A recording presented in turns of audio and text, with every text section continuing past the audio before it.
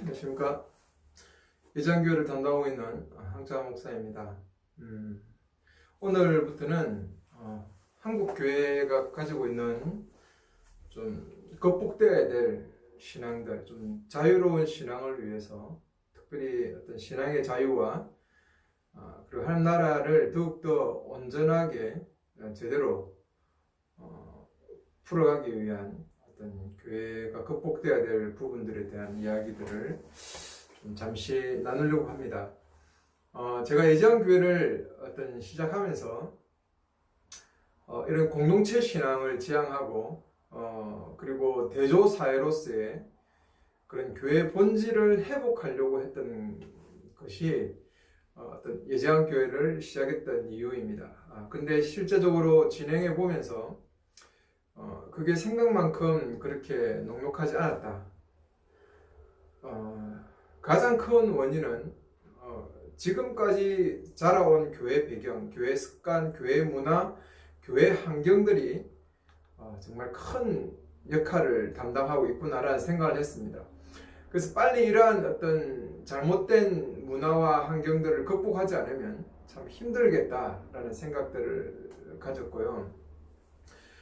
그리고 정말 그 목사와 평신도라는 이 선을 참 구별하기가 쉽지 않았습니다. 제가 예장을 하면서 제가 원했던 거는 제가 목사직을 내려놓고 오히려 어떤 실제적인 일반 사람들 같이 직장을 구해서 노동을 하면서 경제적인 부분에서 제가 독립을 해가는 부분, 그리고 어떤 또 평신도라고 이랬던 우리 어떤 예지양 식구들은 제가 가졌던 신학적인 이런 어떤 공부처럼 바른 말씀에 대한 좀 더 관심, 그리고 바른 말씀을 알고자 하는 열정, 저는 이 두 가지가 이렇게 중간에서 만나면 나름대로 좀 교회가 갖고 있는 이런 문제점을 회복하면서 실제적인 이런 공동체 교회가 첫 단추를 깰 수 있겠다라고 생각했습니다.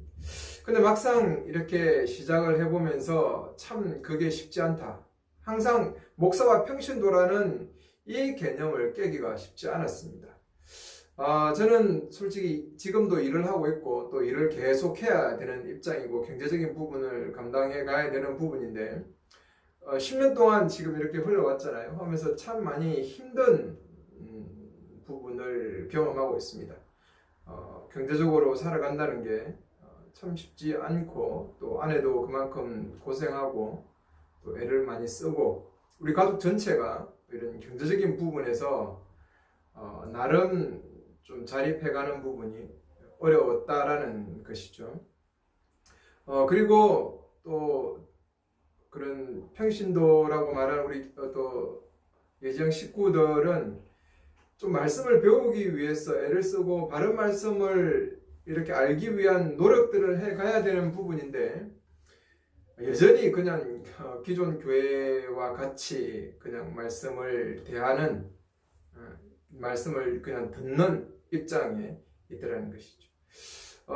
좀 내 주위에 몇 명의 어떤 그런 분들은 참 바른 말씀을 배우고 말씀을 바르게 알기 위한 배우는 부분들을 노력하고 또 그렇게 헌신하는 부분들이 있습니다만은 대부분의 어떤 평신도들은 여전히 그냥 목사에 의해서 말씀을 듣고 말씀을 가르침을 받는 존재로 서 있고 어떤 신학 훈련을 받은 사람만이 이 말씀을 보는 아주 중세시대에 타락했던 중세시대와 정말 다를 바 없는 그런 모습들을 지금 교회가 갖고 있다. 그래서 예장을 해봐도 참 마땅한 어떤 이런 하나님 나라를 이루어가는 교회라고 자신있게는 말할 수 없습니다. 자신있게는 말할 수 없는 것 같고 그 길에는 서 있고 또 그걸 가려고 합니다. 그렇게 목표를 갖고 가는데 저는 교회는 뭐 이상주의는 없다고 생각해요. 완벽한 교회가 이 땅에 존재할 수는 없습니다.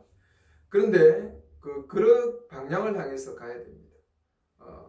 목사들은 직업 전선에 뛰어들 수 있는 사람은 뛰어들고 그러면서 또 평신도로 일컫는 사람들은 정말 말씀을 바르게 배우기 위해서 피곤하지만 일을 마치고 라스라도 또 공부를 하고 말씀을 배우고 이런 작업들을 빨리 하셔야 돼요. 그래야 우리 한국 교회가 소망이 있지. 여전히 그냥 나는 말씀을 듣는 사람, 당신은 말씀을 가르치는 사람, 나는 일 안 하고 또 말씀을 깊이 연구하는 사람, 뭐 이런 어떤 구도로 흘러가 가지고는 정말 교회에 답이 없다라는 생각들을 좀 가집니다. 예지양을 하면서 참 쉽지는 않습니다. 많은 사람들은, 주변에 있는 사람들은 이상주의자다 라는 이야기를 하고, 또 그렇다고 해서 지금 뭐 예지양이 자리도 잡았고 뭐 되느냐, 그렇지도 않습니다. 저는 이런 조그만 교회, 한 10명에서 15명 정도 모이는 이런 조그만 교회들이 곳곳에 서가기를 원하고, 지금도 평신도라고 말하는 그 사람들에 의해서 그들이 어떤 장로처럼, 성경에 말하는, 지금 우리 교회가 말하는 목사죠, 목사와 장로들처럼 되어서 여러 교회를 이끌어가는 그런 꿈을 꾸면서 지금 또 이렇게 메시지도 전하고 제 하고 싶은 이야기도 하고 성경의 바른 말씀들을 자꾸 전해주려고 그렇게 애를 쓰고 있습니다. 이런 교회들이 서가기를 원하고, 예지양을 해 왔지만 여전히 숙제를 안고 가고 있습니다. 완성된 것도 아니고, 제가 이렇게 끊임없이 메시지를 또 전하다 보면은 또 그런 동력자들이 또 있을 거란 생각이 들고, 같은 마음을 품고 지금 기존 교회가 전혀 성경지지 않는 모습으로 나아가고 있다라는 부분들, 그리고 뭔가 개혁을 꿈꾸면서 교회가 나름대로 실험을 해보지만 성경이 말하는 정말 여러 것에서 자유함을 누리는 가운데서 바른 말씀 위에 서지 않으면 그 실험하는 교회마저도 여전히 기존 교회와는 다를 바 없이 흘러갈 수밖에 없다라는 그런 생각들을 갖습니다. 그래서 지금 이런 말씀을 좀 나누면서도 몇 가지 그런 조언들을 좀 하려고 합니다. 제가 생각할 때 가장 교회가 뼈아픈, 지금 한국 교회와 이런 교회가 가장 뼈아픈 실수가 뭐냐? 저는 교회의 공동체성 상실이야, 신앙의 공동체성 상실이다라고 그렇게 이야기를 하고 싶습니다. 공동체를 잃어버린 교회, 이거는 저는 교회가 그 콘스탄틴 황제 이후 로마의 교회가 어떤 그 국교화되는 과정 속에서 저는 일어났다라고 생각하고, 많은 목사님들이 뭐 복음으로 로마를 정복했다라고 하지만 저는 그렇게 보지 않습니다. 복음으로 로마를 정복한 것이 아니라 로마에서 복음이 정복당해 버리는 시간이었다라고 저는 그렇게 봅니다. 뭐 예수님을 위해서 로마가 정복되고 이 복음이 전해져 갔다라고 물론 뭐 그렇게 많은 학자들이 이야기를 하고 있습니다만은, 그 시기에서부터 교회는 타락하기 시작했습니다. 교회가 어떤 국교가 되고, 교회가 어떤 이런 바실리아라는 이런 그 바실리카, 하여튼 이런 건물 중심 안으로 교회가 들어오면서 교회는 하나의 종교화 프로그램화 되었고, 그런 어떤 공동체성, 하나님 나라를 보여주는 본질로서, 대조사회로서의 그 본질들은 교회가 저는 잃어버렸다라고 그렇게 생각합니다. 그래서 저는 솔직히 말하면 로마 시대의 교회는 실패했다. 복음이 오히려 잠식당하는 그런 결과를 갖고 왔죠. 그래서 성시아 많은 사람이 부르짖는데, 성시아라고 하는 것이 바로 이런 의미라면 저는 성시아는 아주 하나의 그 잘못된 전략이고 잘못된 방법이었다. 그 종교개혁을 이뤘던 칼빈도 그 성시아 교회 그 시를 하나의 시를 교회에 의해서 이루어져 가는 그런 모습으로 꿈꿨지만, 칼빈에 의해서 많은 제세라파들이 하영당하고 순교당했습니다. 저는 또 그런 부분에 있어서 좀 조심해야 된다라는 생각들을 가지고 있습니다. 교회가 권력을 가지면서 부패하고, 그리고 어떤 그 교회의 본질의 요소인 공동체성, 보다는 조직적으로 흘러갈 수밖에 없다라는 것이 교회 역사가 지금 보여주는 것입니다. 교회가 로마 시대 교회가 가정의 공동체에서 태양신을 섬기던 그런 건물 중심으로 그 건물 모양과 같이 그 중심으로 전환되었을 때 교회는 공동체성을 잃어버리고 프로화된 신앙으로 나아갔습니다. 그리고 나중에 결국은 종교개혁과 같이 일어났던 계몽주의를 만나면서 신앙이 공동체 신앙이 아니라 개인주의적인 신앙으로 전락되어 버리고 그리고 부흥운동과 어떤 이런 이게 성장주의 20세기 성장주의와 맞물리면서 교회 복음의 변질들이 일어나버렸다. 그 속에서 공동체적인 어떤 복음은 싹 빠져버리고 이런 잘못된 그런 개인주의적인 신앙. 그래서 하나님을 어떤 내 삶의 어떤 도구로 전락시켜버리는 이러한 일들이 교회 안에서 이루어져 가고 있다고 생각합니다. 그래서 교회가 정말 바르게 성장하기 위해서는 첫 번째로 교회는 건물을 포기해야 됩니다. 건물을 포기하셔야 됩니다. 교회당만을 위한 예배 공간으로서 교회가 쓰기 위해서만을 위한 건물들은 빨리 좀 내려놓아야 됩니다. 그래서 좀 진보한 교회들은 학교 건물을 빌려서 쓴다든지 임대해서 그 일요일 주일에만 쓰는 경우도 있지 않습니까? 물론 또 그리고 어떤 학원이나 어떤 우리 교회 어떤 성도들이 하는 학원이나 어떤 이런 장소에서 특히 가정에서 또 여러 모임을 하는 그런 데가 있습니다.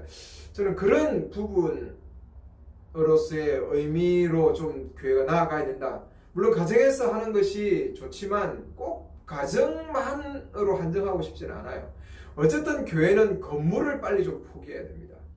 교회당을 성전으로 이해하고 성전으로 생각하고 구약에 있는 그런 부분들로 생각한다면 예수님께서 그 헬라 성전을 바라보면서 40년 동안 지었던 그 성전을 46년이죠. 지었던 성전을 헐어라 내가 3일 만에 다시 세우리라 했던 그 의미들을 좀 생각해 보셔야 돼요.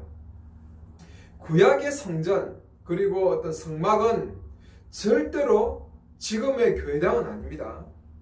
교회당으로 생각하고 예전에 우리 선배들은 신앙의 열정을 불태우기 위해서 그것을 거룩한 장소로 생각하고 특히 설교단에 올라갈 때는 신발을 벗고 올라갔는지 설교단에 함부로 누구나 올라가지 못하도록 거룩한 곳으로 생각을 했지만 이것은 정말 잘못된 생각이에요. 성전 아닙니다. 성막도 아니고 그냥 교회의 어떤 예배를 위한 어떤 교회당이에요. 이걸 화려하게 크게 짓고 있는 중세시대나 지금의 시대나 똑같다고 생각해요. 이러면서 맞물리는 게 어떤 교회 대형화 교회 아닙니까? 교회가 너무너무 커져버렸어요. 대형화되고. 이건 정말 어떤 잘못된 부분입니다. 부흥주의와 그리고 어떤 성장학적인 그 신앙의 개념과 만나면서 대형교회들이 탄생했어요. 이건 정말 신앙도 모르고 성경을 정말 바르게 보지 못하는 결과입니다. 많은 성도 목사님들이 어떤 그런 신학자들이 정말 공부도 많이 하고 성경을 바르게 보는 분들인데도 불구하고 이런 교회가 건물이 커지고 대형화 교회가 되는 부분에 대해서 그렇게 심각한 생각을 안 해요. 근데 정말 하나님 나라를 꿈꾸고 하나님 나라의 교회를 드러내기 위해서 생각하는 사람들은요 정말 오래전에 건물을 포기했습니다. 교회 건물을 포기했습니다. 그런 사람들은 교회당을 크게 지을 생각을 하지 않습니다. 오히려 그것이 하나님의 교회의 본질인 그 하나님 나라를 드러내고 대조사회를 드러내는 것을 방해한다고 봐요. 그래서 가정에서 모이거나 아니면 조그마한 그 건물 에서 어떤 누가 그 운영하는 그런 건물에서 그 새들어서 그냥 그 건물 속에 들어가서 거기서 모이거나 그런 일들을 했죠. 이렇게 화려하게 큰 교회만을 위한 건물은 짓지 않았습니다. 교회가 대형화되고 그러면서 어떤 구약의 여러 가지 구절들을 끌고 와서 성전인 것처럼 하면서 성전을 건축하고 이렇게 하려 한 것은 그것은 인간의 욕망이죠. 중세시대에 그렇게 화려하게 지었던 성당들이 지금 어디에 누구에게 빼앗겼습니까? 그리고 그 화려한 부분들은 문화재의 가치밖에 없어요. 한국 교회가 빨리 건물을 포기해야 돼요. 그러면서 대형 교회도 빨리 포기해야 돼요. 이게 가능하지 않겠죠. 대형 교회를 포기한다는 게. 저는 그분들이 성경을 정말 좀 제대로 보면서 하나님 나라를 꿈꾸는 그런 교회로서 간다면, 목사들이 양심이 있다면 저는 건물 포기한다고 생각합니다. 10만 명 모이는 게 진리가 아니에요. 그게 하나님의 뜻이 아닙니다. 10만 명 모이고 50만 명 모이고 100명, 1000명 모이고 10,000명 모이는 것이 잘하는 것이라고 생각하고 있는 그 구조 사고는 여러분 정말 성장주의적인 입장에 물들어 있는 사람이에요. 그 성경을 제대로 보는 사람이 아니에요. 하나님 나라를 꿈꾸는 사람이 아니에요. 죽어서 천국 가자고 하는 그 메시지하고는 맞습니다. 그리고 많은 사람들에게 세속적인 그 욕망에 기독교를 문의입혀주는 그런 메시지를 전하는 교회에게는 이게 맞아요. 이렇게 큰 교회를 내가 세웠다. 내가 이 큰 교회 다닌다. 뭔가 하나님의 큰 축복을 받았다. 정말 성경을 잘못 보고 오해하고 있는 거예요. 저는 지금 교회가 커지고 대형화되고 있는 것은 분명히 그 속에 메시지가 성경적인 메시지가 아니라고 확신합니다. 그들의 메시지는 대부분 삶의 위로와 격려와 힘들고 어려운 부분에 하나님을 붙들면 하나님께서 회복시켜 주시고 성공한다, 회복된다, 문제가 해결된다, 이런 위로의 메시지와 격려의 메시지와 문제 해결의 메시지를 주로 전할 것입니다. 그리고 그들의 설교는 철저하게 은혜 위주로 설교할 거예요. 목사들이. 여러분, 설교는 은혜 위주로 가면 안 됩니다. 여러분, 오늘 은혜 받았다, 말씀에 감동을 받았다, 여러분 좀 그런 이야기 하지 마십시오. 그러니까 목사들이 은혜 주기 위해서 성경을 그렇게 성경대로 이야기 안 하고 온갖 좋은 말과 은혜스러운 말들, 예화들을 끌고 와가지고 감동을 주기 위한 설교를 하고 있습니다. 그러면 앞뒤 문맥 무시하고 성경에 하나님이 전해주려고 했던 그 뜻, 본질은 다 없어져 버리는 그런 결과들이 생깁니다. 말씀에 문제가 심각해지죠. 은혜 받았다, 큰 위로가 된다, 힘이 된다. 저는 좀 설교가 그런 어떤 캐리그마 선포적인 게 안 됐으면 좋겠어요. 좀 다이얼로그가 됐으면 좋겠어요. 대화하고 차라리 성경 공부적인 그런 부분이 어떤 설교의 중심으로 들어오는 것이 더 낫다. 그래서 뭐 설교에 온갖 스킬을 가지고 뭔가 은혜주고 위로해주고 격려해주고 눈물 흘리게 해주고, 물론 죄송합니다. 저도 그런 설교했습니다. 목사 시절 또 그렇게 했고 성도들에게 위로 주고 싶었고, 왜 그들의 삶이 너무 힘들고 어려우니까, 너무 살기 빡빡하고 경제적으로 가난한 사람도 많고 힘든 사람, 집안의 문제, 자녀 문제, 질병의 문제, 인생의 온갖 문제들 속에 시달리는 사람을 많이 보니까 그들을 위로하고 격려해 주기 위해 메시지를 저도 했습니다. 은혜 주기 위해서. 근데 제가 참 많이 회개합니다. 정말 하나님 앞에 회개해요. 그건 잘못된 모습입니다. 그는 바른 말씀으로 하나님의 뜻을 전하는 이 대리자로서 정말 이거는 큰 실수하는 겁니다. 그럼 대형교회는요, 대형교회가 됐다, 저는 그렇게 생각해요. 지금은 교회가요 작아져야 돼요. 바른 메시지에 대한 성도들이 좀 싫어야 돼요. 듣기 싫어하고 좀 떠나가야 돼요, 교회를. 물론 그 목사가 싫어서 떠나는 게 아니라 메시지가 자꾸 걸리는 거야. 바른 메시지를 전하니까. 위로받고 격려받으러 왔는데 일주일 하루 만에 목사 설교를 들어보니 말씀을 바로 전해보니까 뭔가 하는 나라의 사명에 대한 이야기 하니까 이게 마음에 안 차는 거예요. 저는 정말 일어날 수도 없죠. 일어날 수 없지만 소망한다면 대형교회가 빨리 좀 없어졌으면 좋겠어요. 그리고 교회들이 100명 모이는 교회는 한 20명 모이는 교회로 다섯 교회가 쪼개지고, 1000명 모이는 교회는 뭐 한 50개 교회로 쪼개지고, 10,000명 모이는 교회는 500개 교회로 찢어지고, 이렇게 한 10명에서 한 20명, 한 15명에서 30명 정도 뭐까지 정도 모이는 이런 작은 교회들이 가정이나 그리고 조그마한 공간들에서 어떤 교회당 건물을 갖지 않고 공간들에서 하나님 나라의 본질을 이루는 그런 교회들로 좀 탄생됐으면 좋겠어요. 교회가 빨리 건물을 포기해야 돼요. 그리고 대형 교회가 빨리 포기되어야 이 한국 교회 안에 바른 교회가 씁니다. 저는 이것을 위해서 제가 이 메시지도 전하고 이러한 부분들을 이야기합니다. 안 될 줄 알아요. 많은 사람 동의도 안 할 것이고, 그리고 이러한 부분들에 대해서 관심이 별로 없을 겁니다. 근데 저는 하나님 나라를 위한 교회의 본질을 회복을 꿈꾸는 사람이고 바른 말씀을 꿈꾸기 때문에 이것이 성경적이라고 봐요. 결론적으로. 왜? 하나님 나라를 꿈꾸는 교회는 교회가 가족이 되어야 되기 때문에 그렇습니다. 아니 100명 모여도 가족이 되던가요? 주일날 일요일에 한번 모여 와가지고 앞에서 목사 설교 복 듣고 있다가 졸다가 피곤해서 졸다가 가요. 그리고 또 일주일 살고 또 와요. 오히려 더 가족 같은 사람은 직장 생활하는 사람 아닌가요? 현장에서 만나는 사람들 아닌가요?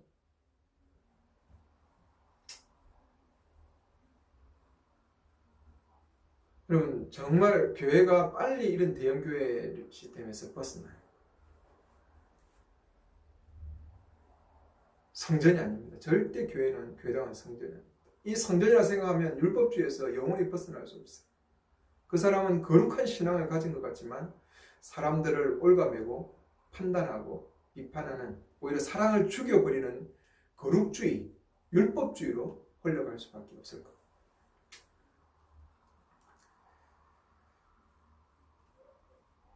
솔직히 여러분 교회가 이런 건물들을 포기하고 메시지들이 바르게 되기 시작하면요, 저는 교회는 작아질 거라 생각합니다. 사람들이 별로 떠날 거예요.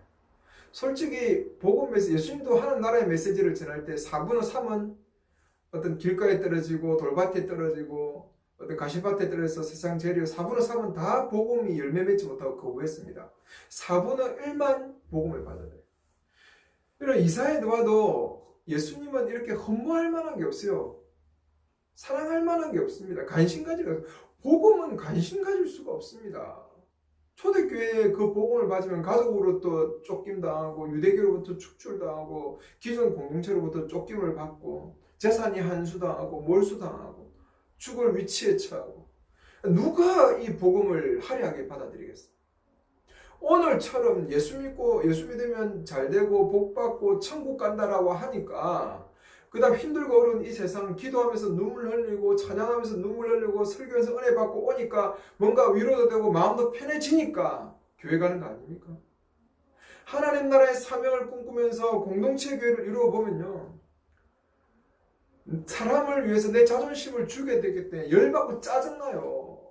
날마다 십자가에 죽는 게 얼마나 힘든 줄 압니까? 가난하고 어려운 자를 도와주기 위해서 내 돈과 내 경품을 내어놓아야 돼요. 쉽지 않아요.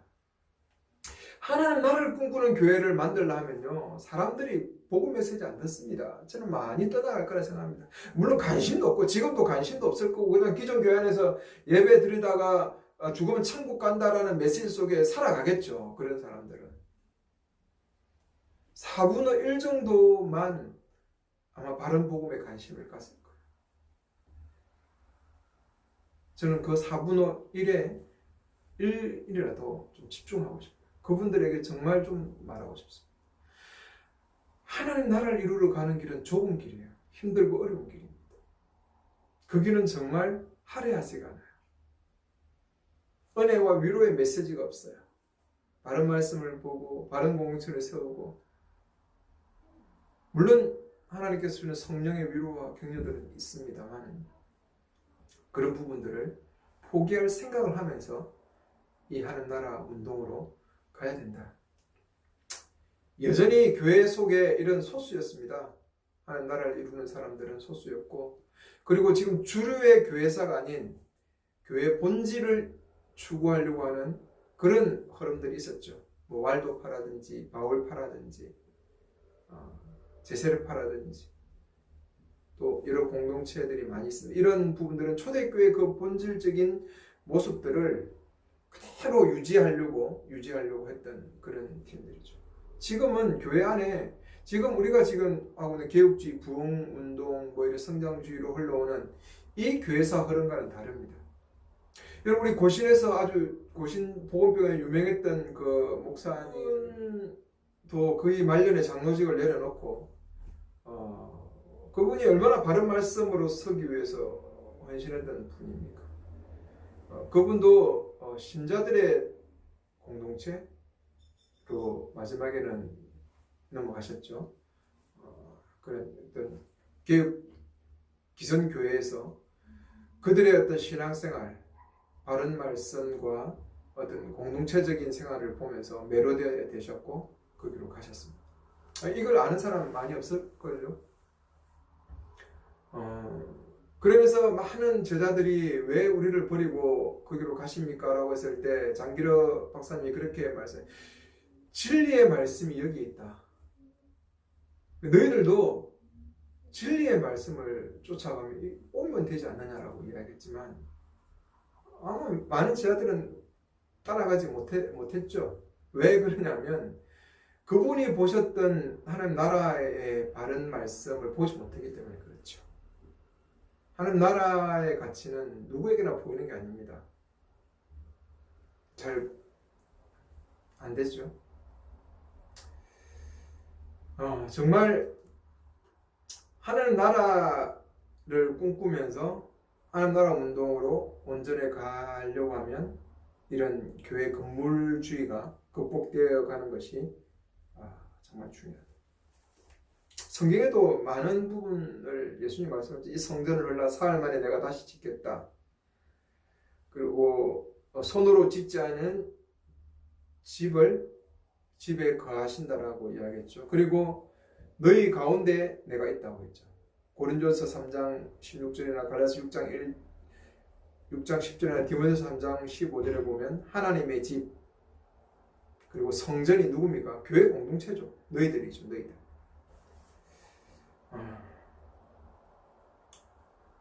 정말 이런 교회 공동체로서 우리가 교회 공동체, 사람이 모이는 것이 교회 공동체지 건물이 교회가 아니죠. 이런 프로그램 속에 길들여진 부분으로 가는 것은 정말 옳지 않다.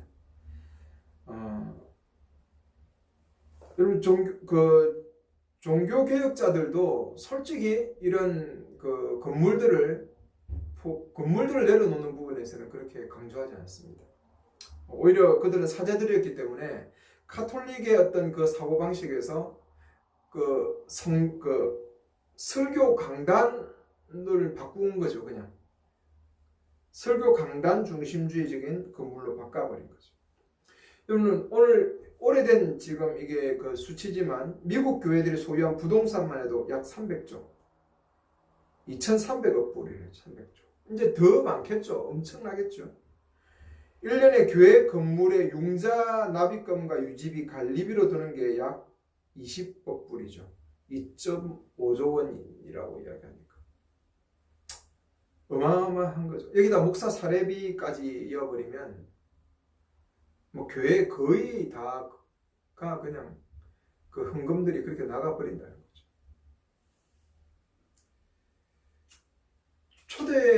우리가 초기 뭐 어떤 그 교회들 예루살렘 교회 어떤 에베소 교회 이런 교회들이 건물이 있다고 생각하는데 여러분 아닙니다.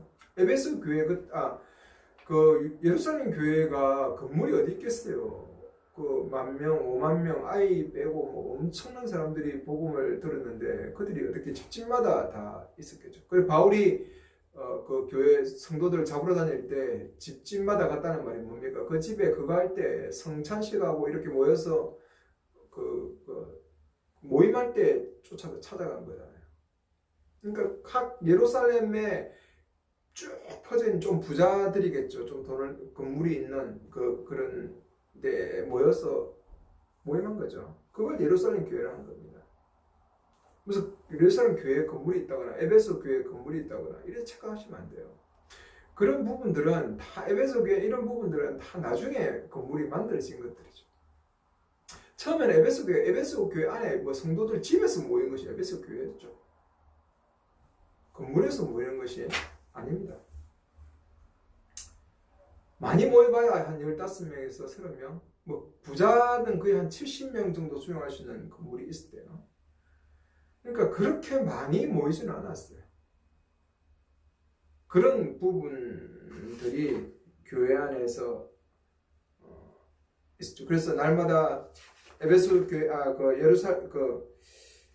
예루살렘에서 그 부흥운동 초기 교회에 그렇게 이야기하죠. 모든 사람이 두려운 마음이 생겼고 사도들을 통해 놀라운 일과 표징이 일어나고 믿는 사람들이 함께 지내고 모든 것을 공동으로 소유하고 재산과 소유를 팔고 사람의 필요한 대로 나누어주고 날마다 한 마음으로 성전에 열심히 모이고, 이 성전에 모였다 하니까 성전 교회당 건물로 생각하면 됩니다.